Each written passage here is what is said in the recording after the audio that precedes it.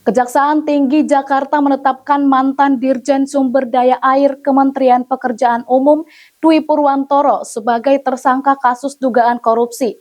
Ex-pejabat Kementerian PU tersebut diduga menerima suap dan gratifikasi miliaran rupiah terkait sejumlah proyek di Direktorat Jenderal SDA. Kejaksaan Tinggi Jakarta menetapkan mantan Direktur Jenderal Sumber Daya Air Kementerian Pekerjaan Umum, Dwi Purwantoro, sebagai tersangka dalam kasus dugaan korupsi proyek di lingkungan Direktorat Jenderal Sumber Daya Air. Dalam perkara tersebut, Dwi Purwantoro diduga menerima suap dan gratifikasi dengan nilai lebih dari 2 miliar rupiah.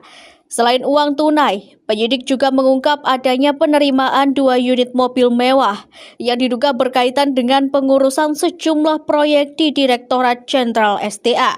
Kejaksaan menyatakan proses penyidikan masih terus berjalan untuk mendalami aliran dana serta kemungkinan keterlibatan pihak lain dalam kasus tersebut.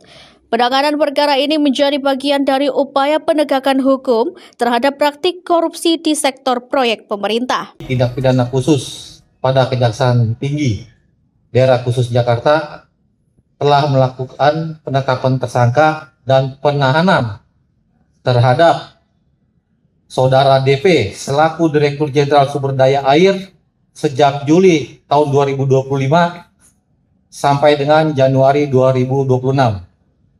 Dalam perkara dugaan tindak pidana korupsi berupa pemerasan dan atau suap dan atau gratifikasi dan atau penyalahgunaan kewenangan dalam beberapa proyek di Direktorat Jenderal Sumber Daya Air Kementerian Pekerjaan Umum.